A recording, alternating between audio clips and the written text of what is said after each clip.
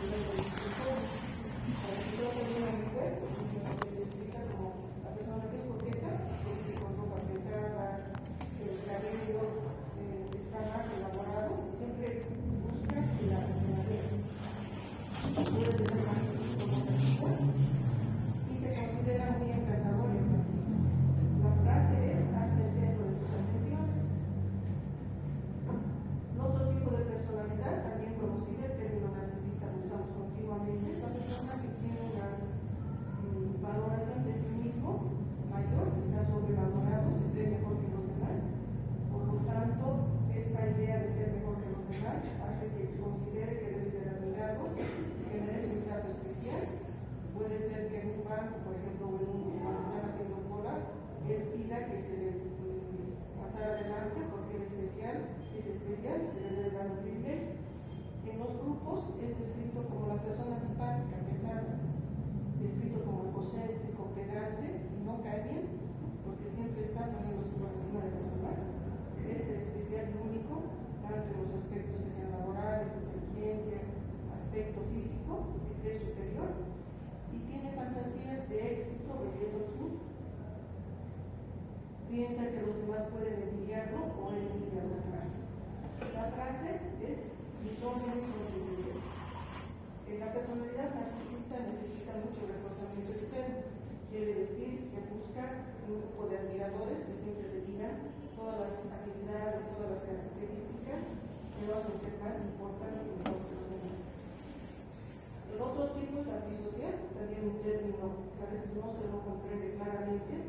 Y en este tipo de personalidad están aquellas personas que no tienen controles de conciencia, es decir, no sienten remordimiento, no son empáticos y por lo tanto pueden cometer actos en contra de los derechos de los demás, desde acciones más leves como mentir, manipular, hasta acciones más graves cuando el trastorno es más importante, y actos delictivos, estafas, robos, violaciones, hasta incluso torturas o asesinato.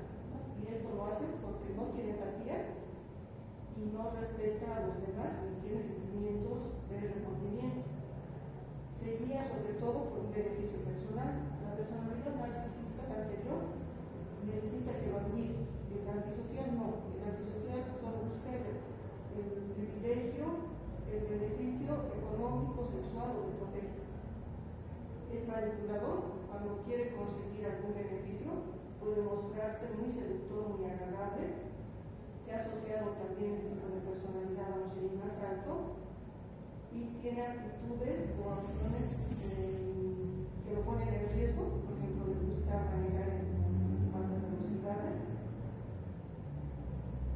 Y esta actitud en este tipo de personalidad exclusivamente a veces se lo ve desde niño. Desde niño a veces ve que se juega con los animales, que miente, que tiene actitudes que hacen quedar mal a las personas con quienes está, puede engañar a los papás, haciendo que castiguen a los hermanos por algo que ha hecho, ¿no? Entonces esto sucede ya desde niño. La frase es: haré lo que quiera cuando quiera. El trastorno límite de personalidad, que es una de las características de personalidad que da más problemas en la atención médica, en la relación médico-paciente, se caracteriza por las tres Is: inestabilidad del estado de ánimo, cambios bruscos, de la identidad, la autoimagen y la conducta. Son impulsivos y son inmaduros. Son las personas descritas comúnmente como que si tienen 45 años, un familiar lo puede describir como es tan inmaduro que le recuerda a un adolescente de 15 años. Es como si estuviera quedado en la etapa de la adolescencia, pero ya tiene 45 años. Tienen sentimientos crónicos de vacío, y estos sentimientos crónicos de vacío, en los que no se sienten comprendidos por el entorno, hacen que tengan una tendencia a consumir sustancias. Por lo tanto, la comorbilidad, con dependencia a sustancias, sentimientos y asociados a depresión, ansiedad, trastornos de la alimentación, y una característica son las autolesiones, de las que probablemente han escuchado. Son las personas que se cortan el antebrazo, a veces se lastiman golpeándose contra la pared cuando tienen alguna crisis. Y la explicación que se da al paciente es que cuando experimenta dolor emocional, es tan intenso, el dolor físico que se produce alivia el dolor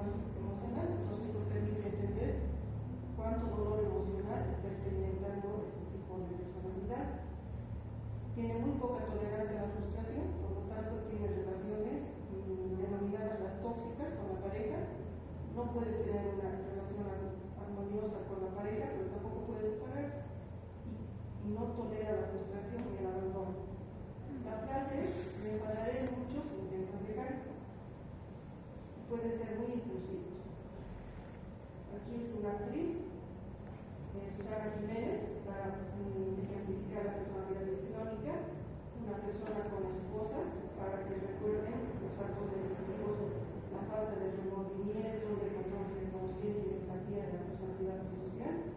El narcisista, que se cree superior, eso se pone en un pedestal, y espera que los demás también lo halaguen, refuercen esa superioridad. Y la personalidad limítrofe, alguien que tiene un sufrimiento emocional intenso y en quien generalmente hay antecedentes de abuso, sobre todo en la infancia. En el grupo C están los que son denominados ansiosos o temerosos. Aquí está la personalidad evitativa, es también el tímido, el solitario, pero a diferencia del esquizoide, la personalidad evitativa se caracteriza porque sí quiere relacionarse con los demás, sí desea tener amigos, desea tener pareja, pero tiene sentimientos de ser incompetente, baja autoestima y tiene temor a que lo rechacen. Entonces no se acerca al entorno por ese temor a sentirse rechazado. Es una persona que se considera a sí mismo inepto, poco atractivo y puede experimentar sentimientos de soledad invasiva. Y a diferencia del esquizoide, más bien es hipersensible a la crítica de los demás, a la opinión de los demás. La frase dice: quiero gustarte, pero sé que no querrás. La personalidad dependiente también la han escuchado nombrar, o es un término que se usa comúnmente. La persona que es dependiente emocionalmente de otras personas necesita siempre que le aconseje, lo apoye, que le diga qué hacer, tiene mucho miedo a separarse de las relaciones interpersonales que tiene.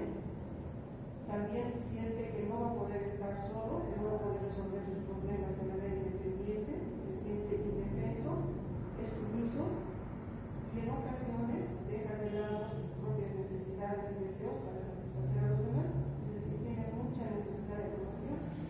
Y esta necesidad de aprobación hace que conceda algo que es para sí mismo en beneficio de otra persona.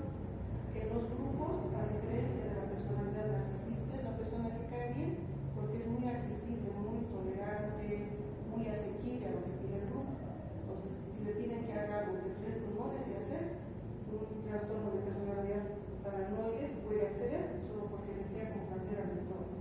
Necesita ser aceptado. Seguramente ya están imaginando que algunos tipos de personalidad tienen relación, por ejemplo, con el maltrato. En el maltrato pueden ver un perfil del agresor antisocial, narcisista, y de la víctima puede ser evitativa, límite o también dependiente. Entonces, la frase es: cuida de mí, protégeme. Y finalmente, la personalidad obsesivo-compulsiva, él es el perfeccionista. Siempre busca el mayor rendimiento en sus actividades laborales, busca hacerlo todo muy bien, es muy autocrítico consigo mismo, muy rígido en la propia crítica que hace, si es que se equivoca. Son obstinados, a veces pueden ser ambivalentes. Son descritos como muy juicioso, mesurado, rígido. El afecto se lo describe como restringido, quiere decir, en un ejemplo, si el papá de una persona es obsesivo-compulsivo, la hija puede decir: pero no me demuestras su afecto. Su afecto es restringido, no tiene esa capacidad de mostrar emociones tiernas. Sin embargo, sí tiene un nivel de empatía, y no es que no experimente sentimientos, sino que no los puede expresar. También puede ser muy estructuroso, muy inflexible en lo que es ética y valores y aspectos religiosos. Y como es perfeccionista, tiene dificultad para delegar tareas. ¿Por qué? Porque considera que los demás no lo van a hacer de manera adecuada. Con todos los rasgos que he descrito, también ustedes pueden imaginar cuáles son las características más comunes en el perfil del médico. Y en estos está narcisista, obsesivo-compulsivo, menos usuales, dependiente y evitativa, histriónica también es una característica y paranoia. Las imágenes: el evitativo, que tiene temor al rechazo, el dependiente, que siempre necesita ayuda, y el obsesivo-compulsivo, que vean que también hasta la forma de vestir es más formal, es diferente, y siempre está enfocado al máximo rendimiento. Conociendo los tipos de personalidad, también de manera general, En la atención médico-paciente, el médico acá, por ejemplo, hay una actitud hostil, agresiva, incluso físicamente del paciente, y el médico está pensando qué tipo de trastorno de personalidad tendrá esta persona que se está comportando hostil. ¿Quiénes podrían ser las personas que se comportan de esta manera? ¿Quién recuerda? Y es lo que está pensando el médico. ¿Quiénes son los impulsivos, agresivos? Compulsivos. Podría ser, pero no tanto. Más histriónico. El antisocial, si es que no recibe lo que quiere. El paranoide, si recuerdan, es hostil. Y la personalidad limítrofe puede ser sumamente impulsiva. Entonces, imaginamos que algo ha sucedido y esta persona, si es muy impulsiva, pierde el control. Si es paranoide, piensa que el médico no lo está atendiendo adecuadamente. Y también si es antisocial, si es que no está haciendo lo que él desea. Este es un cuadro que de manera general explica cuáles son características más sobresalientes de los trastornos de personalidad en la atención médica. Y vean que 3 tipos de personalidad, paranoide, esquizoide y antisocial, repiten que más probablemente no siguen recomendaciones. Es como si cuando identificas que es paranoide, estás pensando que tal vez no siga las recomendaciones médicas. El esquizoide y el antisocial. El paranoide es la persona descrita como conflictiva. En los hospitales se les coloca a veces en la historia clínica una etiqueta que dice paciente conflictivo para que el siguiente médico que lo vea tenga un concepto o que tenga más cuidado para atender al paciente. Como son muy desconfiados, son los pacientes que hacen demandas contra el médico, que se van a quejar con el director o incluso van con su abogado porque piensan que el médico está contra ellos, que está aliado con la familia, que no está siendo justo en su atención. El trastorno esquizoide, como no le gusta relacionarse con otras personas, acuden poco. Y aquí se puede complicar el caso, porque ya que no le gusta asistir al servicio de salud, puede ser que su enfermedad se complique. Una apendicitis no va cuando tiene los primeros síntomas, sino cuando ya se ha complicado con peritonitis. Es una persona difícil de conectar, no da mucha información y le cuesta establecer una buena relación con el médico. Y el trastorno antisocial, que pueden utilizar mentiras, por ejemplo decir que su caso es de emergencia para ser atendido primero, pueden ser seductores cuando quieren conseguir algo, tampoco van a seguir las recomendaciones en una alta probabilidad.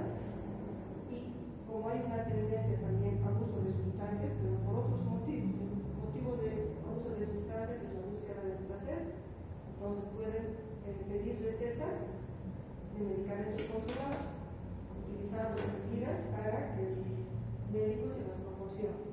El trastorno límite, había dicho, es uno de los tipos de personalidad más complejos en la atención y en la relación médico-paciente, por esa inestabilidad emocional, impulsividad y la madurez que presenta.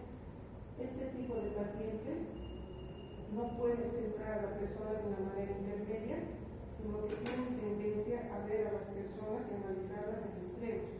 Es decir, ven al médico o como muy bueno, es el mejor médico, o lo devalúan, es el peor médico. Esto produce dificultades en la relación médico-paciente. Si el médico no cumple con alguna de sus expectativas, lo ven como el peor médico y puede tener una reacción impulsiva, agresiva hacia él. Como está asociado a otras patologías, es tener cuidado con uso de tranquilizantes y otros medicamentos que son controlados.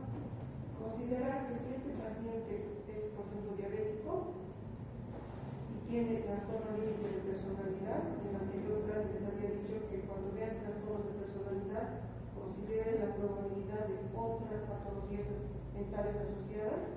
Entonces, podría tener depresión, podría estar tomando antidepresivos, podría tener ansiedad, un trastorno de alimentación que tiene mucha relación con la dieta que va a seguir en la diabetes y consumo de sustancias, y cómo esta patología asociada va a influir en el seguimiento y el tratamiento de la diabetes.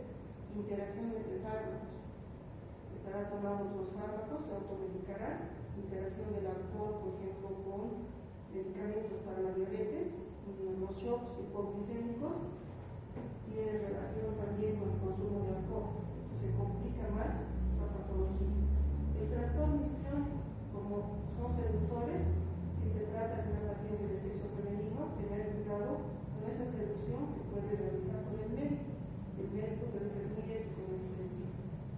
trastorno por evitación, a veces no relatan sus signos o síntomas por no parecer tontos, no preguntan dudas porque no desean que el médico los considere como que no han entendido o como que son incompetentes.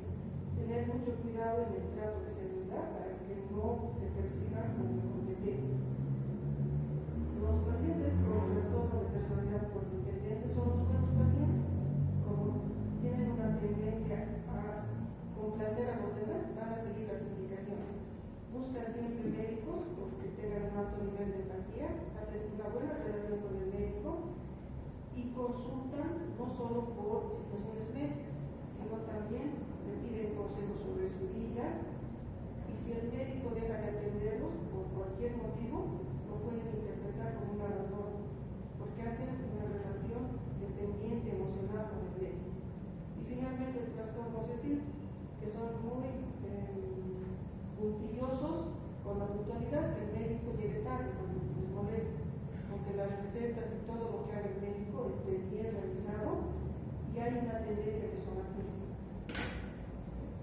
De manera general, serían las características que se pueden ver con los diferentes trastornos de personalidad. Esta diapositiva que la he puesto en la anterior ocasión, que nos recuerda personalidad es la realidad individual. Esta persona, en su forma de pensar, sentir y actuar es diferente. Y estas diferencias se van a mostrar en todos los procesos de enfermedad. ¿En qué áreas o aspectos de la salud? En la promoción de la salud. Esta es una lista un poco más larga que la anterior.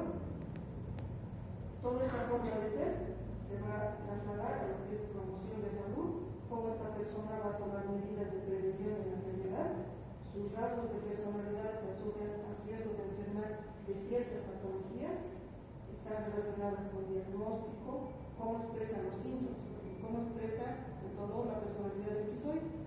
Lo hará con menos, tal vez, con una explicación más concreta, no hará mucho énfasis. En cambio, la personalidad histriónica puede llegar a un servicio de emergencias gritando, diciendo que está muy mal, como sobreactuando sus síntomas. Influye en el tratamiento, en la lesión, cómo se va a rehabilitar y cómo va a afrontar la enfermedad y obviamente en la relación médico-paciente.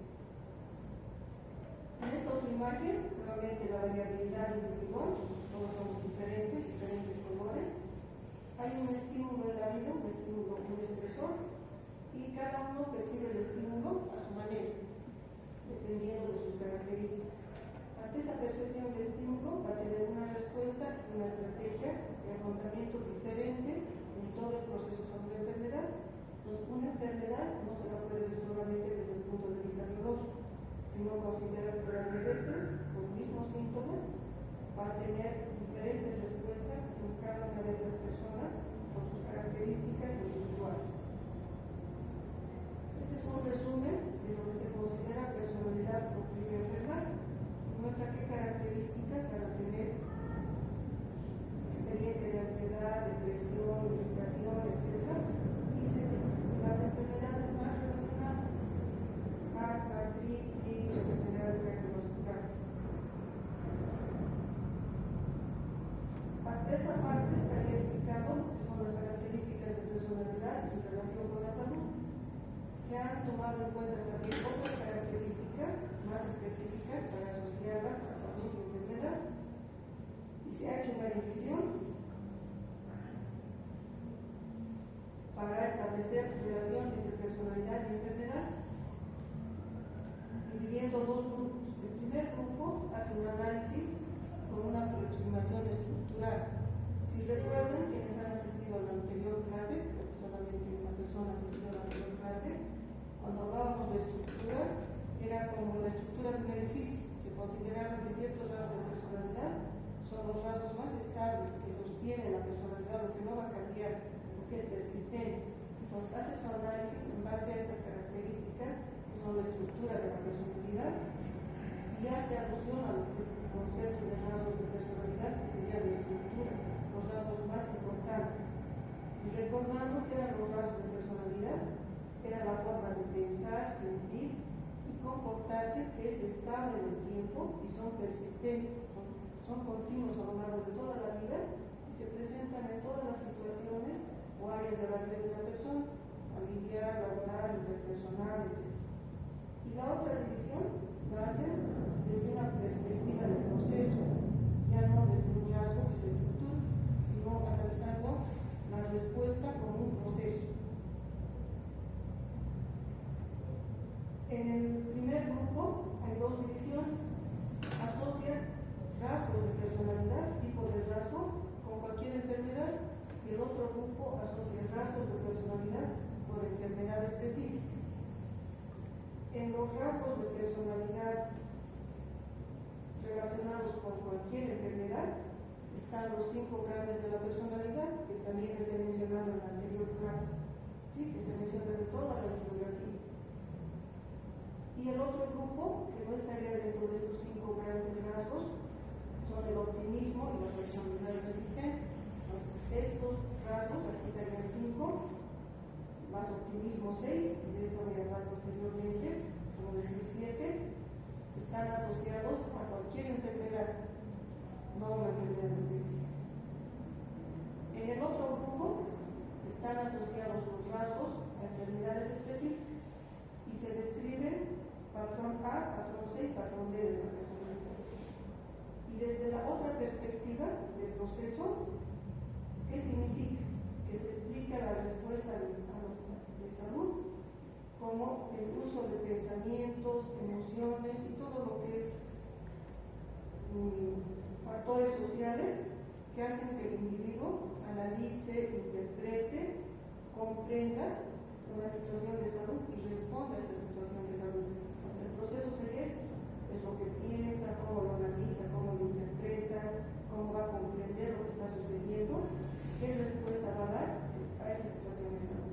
Y aquí se han identificado 3: la percepción de lo que es el control, percepción de control, la regulación emocional y lo que es la percepción de competencia, que voy a explicar posteriormente. Entonces, todo esto, sumado a lo anterior, sería lo que más he estudiado en relación con la forma de ser y procesos salud de enfermedad. Recordando los 5 grandes rasgos que se explican como bipolares. Bipolares quiere decir que en un extremo está la característica positiva, llamaremos, y en el otro lado lo contrario. ¿Cuáles son los 5 grandes rasgos? Les he puesto aquí un mnemotécnico para que se acuerden. A sería la persona, la apertura a circunstancias en la vida, ser abierto, ser responsable, extroversión, ser amable y neurosis. Esos estarían en este grupo. Y en el otro extremo, por ejemplo, de ser abierto, ser cerrado, responsable y responsable, y amable y hostil. Y estos 5 grandes rasgos se han estudiado asociándolos o a buena salud, mayor esperanza de vida, o al contrario, peor salud y menor longevidad. De estos, los que más se conocen son responsabilidad, o sea, los que más se han estudiado son la responsabilidad, la extroversión y la neurosis. Aquí es un desglose de las características de una persona extrovertida.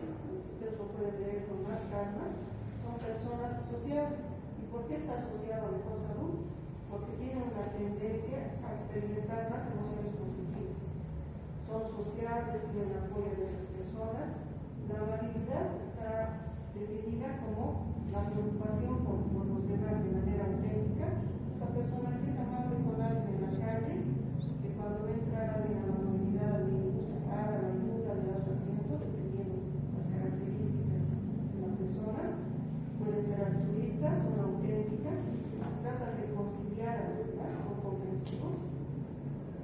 El responsable es la persona asociada a la competencia, es una persona que en su trabajo lo realiza adecuadamente, es voluntarioso, es activo, piensa antes de actuar, es disciplinado, y la responsabilidad se ha asociado a autocuidado. Cuando se habla del tema de autocuidado, recuerden, ser responsable está asociado a tener mayores medidas de autocuidado. La apertura de experiencia es la persona que tiene interés tanto por su propio conocimiento, introspección, hace un trabajo de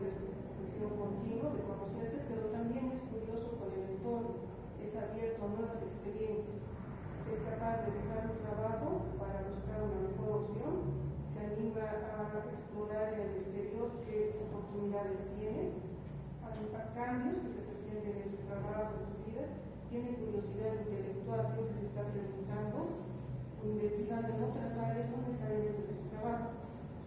Examina sus propios valores, es una persona que usa la fantasía y la imaginación, tiene afinidad por el arte.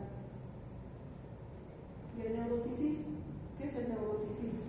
El neuroticismo es una tendencia a experimentar más emociones negativas. ¿Cuáles son las emociones negativas? Ansiedad, miedo, hostilidad, depresión, culpa, impulsividad.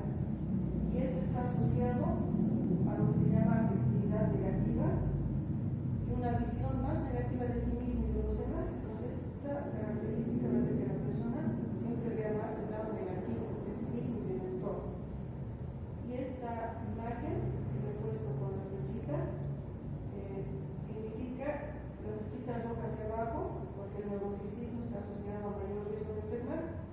Hay niveles más bajos de serotonina, y esto lo van a ver el próximo año en psiquiatría, diferentes patologías mentales y cómo la serotonina está más baja, asociada a enfermedades mentales y patología. En cambio, la flechita hacia arriba en azul es la extroversión, asociada a mejor salud mental. Las personas extrovertidas buscan actividades que les produzcan bienestar, que sean agradables, disfrutar, podemos decir, de la vida, de lo que están haciendo, y esto aumenta los niveles de dopamina y produce un afecto positivo. Pues aquí ven, extroversión, afecto positivo, neuroticismo, afectividad negativa. En las personas extrovertidas generalmente hay una asociación con lo que se llama optimismo disposicional. Es la persona que considera siempre que en el futuro se van a presentar más cosas buenas que malas. Y con este concepto experimenta mayor bienestar psicológico, mejor salud física y mayor probabilidad de longevidad. Algunas veces en los grupos de prácticas yo les pregunto si creen en un mundo mejor, y sería una manera de responder sin optimismo. Si la persona dice no creo en un mundo mejor, pero si tienes 20 años, si estás empezando tu vida, ¿por qué no crees en un mundo mejor? Pues podría tratarse de que hay más una tendencia a lo negativo en sí mismo, porque el mundo mejor también se ve a través de uno mismo, en los demás. Esto es muy importante, la relación médico-paciente, porque da un mensaje de esperanza. Parte de la actividad, una parte muy importante de la actividad de medicina es que el paciente se vaya con un mensaje de esperanza. Si el médico tiene esto, una tendencia negativa, le va a ser más difícil dar un mensaje de esperanza porque no tiene su percepción de la vida es más negativa. ¿Sí? Entonces, esto no solo influye con el paciente, se ve cómo puede influir en el profesional. ¿Cómo se ha asociado estas tres características que les dije que son las que más se han estudiado con salud? Neuroticismo. Aumenta la hiperactividad del sistema neuroendocrino, disminuye el sistema inmunológico. La persona que está experimentando estas emociones negativas, ansiedad, depresión, tiene tendencia a manejarlas con el uso de sustancias y disminuye sus conductas de prevención de salud. Neuroticismo ha sido asociado a dos enfermedades, sobre todo diabetes y hipertensión arterial. Peor estado de salud percibido, percibe su salud más negativa, tiene más quejas somáticas, son los hiperfrecuentadores, consultan más veces y menor funcionalidad en su vida. La extroversión, ya lo había dicho, mejor salud percibida, mayor longevidad. La responsabilidad, si se acuerdan, relacionada con el autocuidado, mayor probabilidad de que se adhiera. Si tu paciente tiene esta característica, probablemente se adhiera más al tratamiento. Las relaciones con el médico van a ser más estables y afronta mejor situaciones adversas, en este caso la enfermedad. Se ha descrito también el neuroticismo saludable para describir un grupo de personas que además de tener esto, se preocupan, son conscientes de este neuroticismo y como saben que experimentan todas esas emociones negativas, tratan de buscar soluciones, entonces se hacen responsables de encontrar una solución a su neuroticismo. ¿Qué hacen para ello? Muestran interés sobre su estado de salud y se muestran disciplinados para tener actitudes que vayan mejorando este aspecto. Esto sería para un grupo de personas. Resumiendo, el rasgo de personalidad está asociado al estado de salud. Siempre que vean al paciente, recuerden que va a depender también de su personalidad toda la respuesta al proceso salud-enfermedad. ¿De qué manera? Cambios fisiológicos. Que aumente lo que se llama hiperactivación fisiológica, es lo que percibes cuando tu nivel de ansiedad está muy alto, palpitaciones, temor, sensación de que algo malo va a pasar, aumento de la frecuencia respiratoria, sensación de que te falta de aire, o al revés, que esta activación fisiológica sea menor. Que se expongan a situaciones de riesgo. Las personas responsables no se exponen a situaciones de riesgo. Ir a un lugar en estado de ebriedad donde hay personas que lo puedan asaltar, manejar a altas velocidades, etc. Adopción de conductas que vayan a favor de la salud, la capacidad de experimentar mayor o menor estrés y de defenderse del estrés. Y también recuerden que estos rasgos de personalidad en general están asociados a peor o mejor salud. Las personas responsables viven más. La extroversión y el optimismo está relacionado con mejores resultados de salud. ¿Qué es el optimismo? Porque se lo menciona continuamente como una característica a favor de la salud. Es la expectativa que tiene la persona, vuelvo a repetir, de que el futuro va a tener mejores experiencias. Es como decir, una tendencia a ver más el vaso medio lleno y no medio vacío, ver más lo positivo. Pero tiene que ser un optimismo realista, porque la persona también en un cáncer, por ejemplo, con metástasis, puede considerar que se va a curar milagrosamente, no sería un optimismo realista. ¿Qué permite esto? Que los síntomas físicos sean mejor tolerados. Se ha visto que se recuperan mejor después de un accidente, una fractura, después de una cirugía, menor mortalidad y tienen un afrontamiento más activo. Cuando el estilo es no optimista, es al revés. También esto influye en el sistema inmunológico. Y si recuerdan, la otra característica era la personalidad resistente. La personalidad resistente es la que más se asocia a la resiliencia, como decir, quien tiene esta característica, hay una asociación alta con resiliencia. ¿Por qué se caracteriza? Son personas que se comprometen. El compromiso es cuando la persona asume, por ejemplo, la actividad académica o el trabajo, todo lo que haga desde el saludo que pueda tener con las personas en su trabajo, se compromete, lo hace de la mejor manera. Hace de la mejor manera sus actividades laborales, académicas, se compromete con su relación familiar, se compromete con cualquier actividad que haya decidido hacer, con su relación de pareja. El control, lo voy a explicar posteriormente, el reto se refiere a que estas personas en situaciones adversas las ven como una forma de crecimiento personal. Por ejemplo, la pandemia.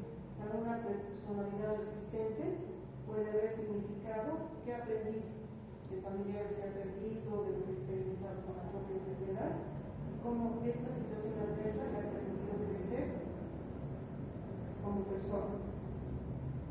Relacionado con menos ansiedad, menos somatización y menor gravedad de síntomas físicos. Es un efecto evidentemente amortiguador entre la relación de estrés y enfermedad, menor reactividad fisiológica, que les vuelvo a repetir, es esa sensación que tenemos de palpitaciones, angustia, etc. Afrontan mejor la enfermedad, son personas que buscan apoyo social y tienen mayor número de conductas asociadas a salud. La personalidad saludable tiene tres características, y una de estas es la personalidad resistente. Son optimistas, eso ya lo hemos mencionado. Y otra característica es el sentido de coherencia. El sentido de coherencia, ¿qué significa?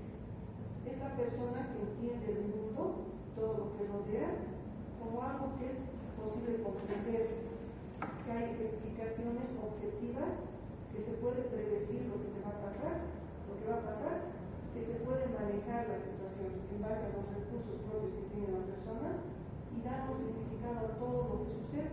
Por ejemplo, el significado puede ser, es una lección de aprendizaje. Estos tres factores también están asociados a mejor salud. Aquí resumen que de los 5 grandes rasgos de personalidad, alto neuroticismo y bajo de responsabilidad de la expresión, están asociados a depresión y ansiedad. Hasta ahí estarían las que son características generales de rasgos o cualquier tipo de enfermedad. Después, si recuerdan, había hecho rasgos específicos, pero para enfermedades específicas. Y aquí se menciona el patrón A y el patrón C de personalidad. El patrón A está en rojo y es el complejo denominado emoción-acción. ¿Por qué se caracterizan las personas con patrón A? Son las personas muy enérgicas, las podemos ver en emergencias. Los médicos también tienen este tipo de rasgos. Personas que siempre están alertas, que responden rápidamente, pueden ser agresivos, muy competitivos, impacientes, quieren todo rápido, son ambiciosos, pueden tener emociones en las que sobresale la irritabilidad, la hostilidad, y esto es lo que es conocido como síndrome AHI, agresividad, hostilidad, impulsividad. Es como si no pudieran modular sus emociones, como si las emociones salieran bruscamente, ¿sí? No pueden regularlas, no son muy explosivos. ¿Y con qué tiene relación de enfermar? Enfermedades cardiovasculares. En el otro extremo es al revés, el patrón C. Son los excesivamente tranquilos. Aquí son los explosivos y aquí son los muy tranquilos. Tan tranquilos que suprimen emociones como la ira, al revés de los otros. Esto tampoco se adapta aquí, tampoco está asociado a mejor salud. Las personas que suprimen emociones, que las reprimen, tienen el riesgo de enfermar de patologías oncológicas e inmunológicas. Y se lo ha asociado sobre todo a una dificultad en aceptar el diagnóstico, de adhesión al tratamiento y de pronóstico en lo que es el cáncer. Pues lo ideal sería que la persona esté aquí al centro, con una balanza, sea más equilibrada, sea capaz de expresar emociones, pero no de manera explosiva. Y finalmente se ha descrito un tipo de personalidad dentro de las enfermedades cardiovasculares. Esta es una combinación. Hay tendencia a la hostilidad, pero también dificultad para expresar otro tipo de emociones. Este es el mismo cuadro que les presenté, solo para que recuerden que nos hemos quedado acá y nos faltaría hablar de la perspectiva procesual, ¿no? Que es todo lo que la persona, cómo piensa, lo que siente, cómo incluye todo lo que es los factores sociales, nos va a analizar, nos va a interpretar, nos comprende y responde a esa situación de salud. Y aquí está lo que les había dicho, la percepción de control. ¿Qué es la percepción de control? Es la creencia de las aptitudes propias que tiene la persona y de los recursos ambientales que tiene para poder influir en un evento adverso, para poder controlar ese evento adverso. El ejemplo de la pandemia, sentimiento, percepción de control, podría ser que la persona dice: yo soy responsable, tomo mucho cuidado en evitar el contagio con las medidas que se han aconsejado, y por lo tanto todo esto va a influir en que disminuya la probabilidad de contagio. Entonces, la creencia de poder influir en una situación adversa. Esta percepción de control se relaciona con el bienestar psicológico, está más tranquila la persona, siente que va a poder controlar la situación. Por lo tanto, reduce esa activación psicofisiológica y tiene tendencia para modificar ciertos patrones de conducta y asociarlos a mejor salud. Esta es la parte positiva de la percepción de control, pero la percepción de control también puede tener otra parte que no es tan positiva y está con rojo. Esta persona con percepción de control puede experimentar un sentimiento excesivo de responsabilidad, como si quisiera controlar todo. Y ahí podría ser, piensa: ¿por qué me he enfermado si yo he seguido todas las medidas de seguridad? Mayor gasto de energía, siempre está tratando de asumir el control. Y algo muy importante, intente ejercer control en situaciones en las que ya no lo puede hacer. Podría ser también el ejemplo de una enfermedad infecciosa, es decir, ¿cómo es posible que me haya enfermado? Trata de ejercer un control control que va más allá de sus recursos y posibilidades. En el control también se toma en cuenta dos aspectos importantes que son el locus de control interno y el locus de control externo. El de control interno lo he puesto dentro de la persona y ustedes ya se estarán imaginando que es algo que es propio del paciente o de la persona. En cambio, el locus de control externo es cuando se considera, esta persona considera que el control de su salud depende de agentes externos, por ejemplo del médico o del sistema de salud. Y el locus del control interno, esta persona piensa que es ella la que tiene el control de su salud. Esta está más asociada con mejor salud, porque la persona se va a adherir mejor al tratamiento, va a realizar mejor las indicaciones y recomendaciones médicas. En todo lo que es control, tiene que existir un equilibrio, porque no existe el control total sobre ninguna situación. Eso es un concepto real en la vida. Tenemos un nivel de control sobre ciertas situaciones, un examen, por ejemplo, una presentación, el estudiante puede haber preparado muy bien, siente que tiene el control, y eso sería el locus de control interno. Pero el docente o el tribunal puede hacerle preguntas que no consideran. ¿Sí? Entonces ahí, si la persona es muy rígida en este sentido, es como si se le escapara de las manos, como si le incertidumbre lo que sucede en una situación muy alta de estrés. Entonces, para que exista armonía, es importante lo que se denomina conciencia de controlabilidad. ¿Qué es eso? Aceptar, saber discernir en qué situaciones puede tener control y en qué situaciones no. En el ejemplo del examen, puede tener control en todo lo que ha aprendido, pero hay una parte en la que podría no tener control, y si acepta y discierne adecuadamente esto, tiene mayor tolerancia al estrés, no se estresa tanto. En las variables cognitivas del control, les había dicho que hay una tercera también, que es la expectativa de competencia, percepción de competencia o expectativa de autoeficacia. Probablemente conocen la definición de autoeficacia, es la creencia que tenemos de nuestras habilidades y cómo nuestras habilidades nos van a permitir llegar a un objetivo.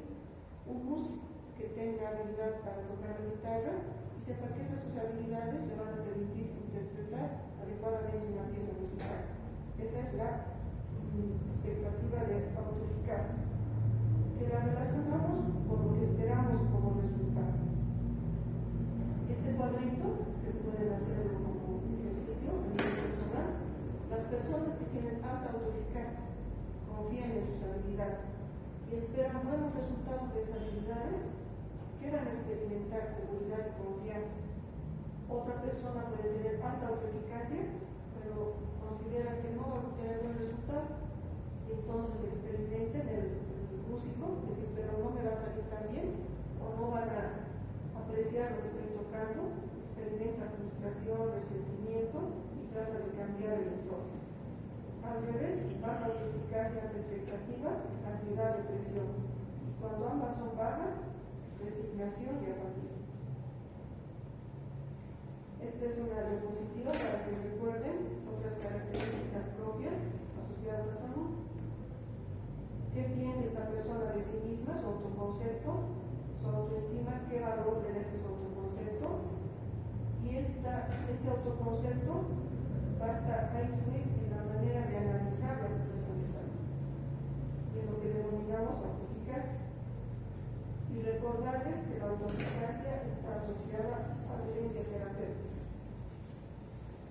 Aquí son más los beneficios de la autoeficacia, como ser persistente en una conducta, diabetes.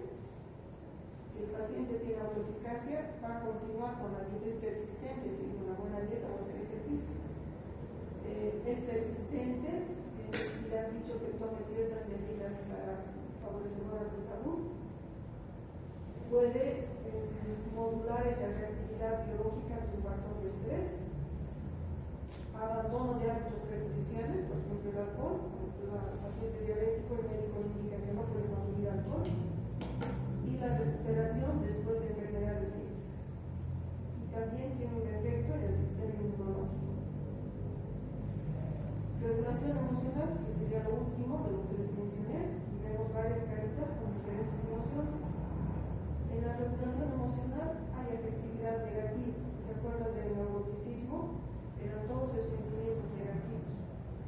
Y afectividad positiva al revés, emociones como el amor, la ternura, la esperanza, la alegría, que se relacionan con mayor energía y bienestar. Las personas que tienen mayor afectividad negativa, y esto es un planteamiento para que la persona reflexione, por ejemplo, si es muy agresivo, muy ansioso, está más asociado al riesgo de enfermar, a consumir sustancias. Ante ambas emociones, ¿qué sería regular emociones? Es un proceso que permite primero que se identifique, primero hay que identificar qué emoción estamos experimentando, darle un nombre, es enojo, es tristeza, es ansiedad, y normalizarlas. ¿Qué sería normalizarlas? La persona se enoja, un paciente se enoja porque está esperando mucho tiempo. Identifica que es el enojo, le busca una función. ¿Por qué estará enojado? Su enojo es una representación de que espera que se lo atienda porque ya ha pasado mucho tiempo. Y usa métodos para normalizar ese enojo, es decir, para bajarlo, y esto es un factor de protección en salud.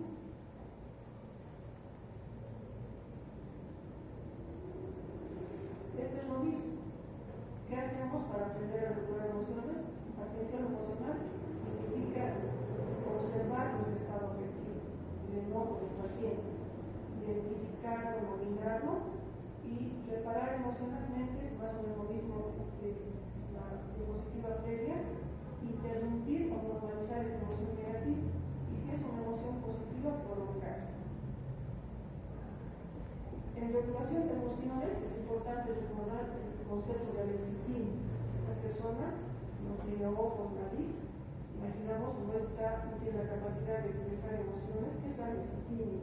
Es la incapacidad de identificar las emociones, por lo tanto expresarlas.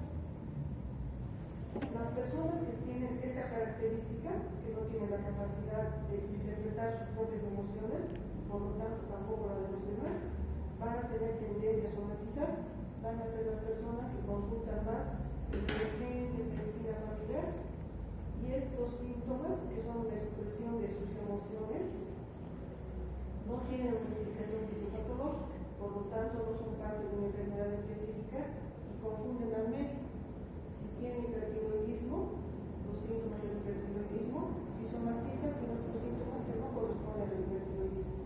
Entonces el médico puede confundirlo. Son las personas que producen rechazo en los servicios de emergencia porque dicen otra vez ha vuelto, porque le han dicho que no tiene ninguna enfermedad, pero el paciente experimenta los síntomas como reales. Y como resumen, si expresamos adecuadamente, aquí le he puesto regulación emocional para que diferencie de los que son explosivos, mejor inmunidad y disminuye los niveles de la activación autónoma. Si hay inhibición emocional, es al revés. Efectos adversos a mediano o largo plazo, inmunodepresión y enfermedades oncológicas. Obviamente todo lo que estoy mencionando no significa que una persona con, por ejemplo, con estos rasgos no puede enfermar de cáncer, o esta persona no enfermaría de una patología de mayor riesgo para el patrón A, como enfermedades cardiovasculares. Solamente son probabilidades, son riesgos que tiene la persona. Y aquí les he puesto esta imagen para recordar que una de las emociones que más se ha estudiado asociada a la salud es la hostilidad. Tal vez si la persona comprendería que esta actitud está empeorando su salud o está poniendo en riesgo, podría tomar medidas para ver qué va a hacer para cambiar. La persona hostil es la que siempre está viendo el lado negativo de todo, que siempre está dispuesto a pelear, enojarse y no encontrar soluciones. Entonces no va a tener una tendencia a no creerle al médico, a desconfiar, a discutir. Finalmente, habilidades para la vida por la OMS. En 1993, la Organización Mundial de la Salud ha hecho un listado de 10 habilidades y ha relacionado estas 10 habilidades con un comportamiento saludable, es decir, que quienes tienen estas características se comportan de manera más saludable, toman medidas más favorecedoras de su salud. Y aquí está el autoconocimiento, algo que se repite en lo que es autocuidado. Una característica del autocuidado es la introspección, el autoconocimiento, empatía, tener una comunicación asertiva, saber relacionarse, ser capaz de tomar decisiones, solución de problemas, pensamiento creativo, crítico y manejo de tensiones y estrés. Todo esto incluimos en el análisis de las características del paciente. Y esta diapositiva resume qué es el afrontamiento de la enfermedad. Esta persona está pensando qué camino va a seguir. Es la conducta que va a tener para resolver el problema de salud que presenta y restablecer ese equilibrio en su salud, es decir, la homeostasis. Todo lo que va a hacer de afrontamiento es para que su organismo entre en un estado de homeostasis de equilibrio. ¿Y qué va a influir? El tema de hoy, que es la personalidad, el ciclo de vida también, que lo hemos visto en otra clase, va a influir también las características de la familia, de su cultura, el tipo de enfermedad, obviamente, no es lo mismo una enfermedad más grave y crónica que una enfermedad leve, aguda como un resfrío. La relación de ayuda, cómo nos relacionamos con el paciente, también va a influir en el afrontamiento de la enfermedad. Y he incluido la espiritualidad, que saber que es el propósito de vida que tiene un ser humano en relación a su percepción del mundo. Esto es lo mismo, repito algunas y señalo otras, como ser práctico. La persona práctica es la que puede se encuentra la solución más rápida, la mejor, con menos gasto de energía. La flexibilidad es muy importante. Ponerse en manos confiadas, aumentar recursos. La persona que conserva la calma, que no pretende saber todo, ahí están viendo características de personalidad. Aquí verían que pretender saber todo, como la personalidad narcisista, estaría interfiriendo y consideran opciones o consecuencias futuras. Este es solo un resumen para que ustedes repasen todo lo que hemos visto en las dos clases, desde lo que es personalidad normal, lo que les he explicado de mecanismos de defensa, habilidades para la vida, una forma de practicar es consigo mismos, que ustedes se hagan su autoevaluación. Recordar que es personalidad saludable, regulación emocional, autoeficacia, percepción de control, los 5 grandes rasgos y el optimismo. Y todo enfoca lo que es la resiliencia, que es la habilidad para salir con éxito de situaciones adversas, sean estas agudas o crónicas, en este caso de la enfermedad.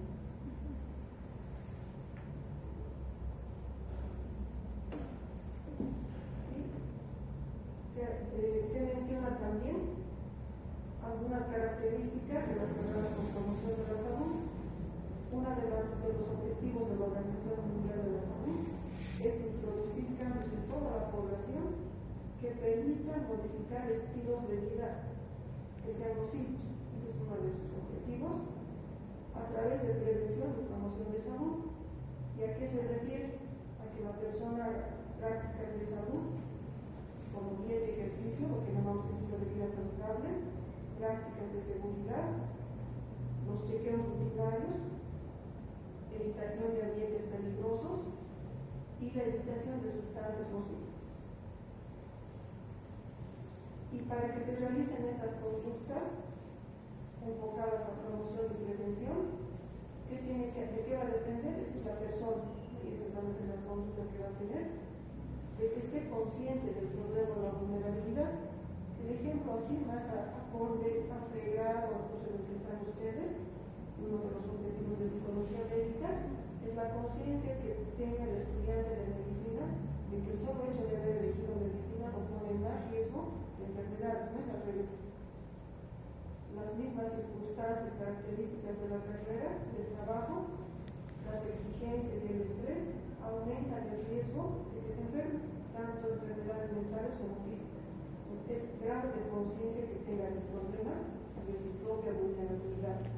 La intención de cambiar, alguna vez en los grupos decían, pero no tengo mucho interés en el autocuidado. Si la persona es honesta, que diga no tengo mucho interés en hacer ejercicio, cambiar mis hábitos de alimentación, entonces si no hay motivación, no sería posible seguir todas las recomendaciones. Entonces es importante que la persona tenga la intención, y eso es muy personal. Factores individuales que influyen: tu historia de vida, tu crianza, tu personalidad, el balance que haga esta persona, el costo y beneficio, características como su autoeficacia y cómo influye la sociedad. Aquí la sociedad, en nuestro medio, podríamos dar el ejemplo que el aspecto cultural de la importancia que se le da al consumo de alcohol en una fiesta, lo que se llama el preste, y que invitar a la persona una bebida alcohólica es una muestra de cariño, si se lo interpreta, y si la persona rechaza, está rechazando su cariño, ese aspecto cultural estaría yendo en contra, porque está reforzando más bien el consumo de sustancias. ¿Y qué va a interferir en todo esto? La procrastinación, que es retrasar. Si tengo varias veces escuchado a los estudiantes, es cuando postergas lo que vas a hacer. Pues postergar cuando vas a iniciar a tener una actividad de deporte que sea regular, los aspectos culturales, como el ejemplo que di, y cuando las conductas de riesgo, como el consumo de alcohol, pueden producir gratificación, que se entiende el consumo de sustancias como una forma de manejar el estrés. Que la persona piense y diga: este fin de semana, después de que he hecho tanto trabajo, voy a festejar con mis amigos. Y entonces esa gratificación que experimenta al consumir alcohol está interfiriendo en todo esto que es prevención y promoción de salud. Cada vez que vemos un paciente, recordar que la aparición, desarrollo y el pronóstico de su enfermedad está directamente relacionada a su personalidad, y entenderlo así como un ser individual nos va a permitir desarrollar una medicina más personalizada, acorde y específica a cada persona. Finalmente, vemos aquí el médico está viendo a su paciente y está imaginando o conociendo sus rasgos de personalidad, cómo responde, cómo afronta la enfermedad. Estas características identificadas en el paciente le permiten tener mejor comunicación y realizar lo que siempre repetimos, es la atención integral del paciente biopsicosocial. Y en el médico, entender a este paciente le va a permitir no tener este tipo de reacciones. Un paciente hostil, porque comprender que es parte de un trastorno de personalidad, evitar ser agresivo con el paciente, distanciarse del paciente o estigmatizarlo, lo que les decía, colocar el rótulo del paciente conflictivo también es una manera de estigmatizarlo. Y la frustración que puede producir en el equipo de salud cuando tratamos con pacientes que tengan un conflicto en su comportamiento. Y recordar finalmente que no solo es el paciente quien puede tener un problema en este sentido. Aquí vemos que el que está enojado, el que sostiene es el médico. Ser parte del personal de salud no lo exime de tener todas las características que previamente explicar. El profesional también debe conocer sus propios rasgos de personalidad y cómo mantener su propia salud. Y finalmente esta frase que dice: la medida de la inteligencia es la capacidad de cambiar. Eso sería todo en relación a lo que es la variabilidad individual o la personalidad. Si tienen alguna pregunta. Sí, doctora.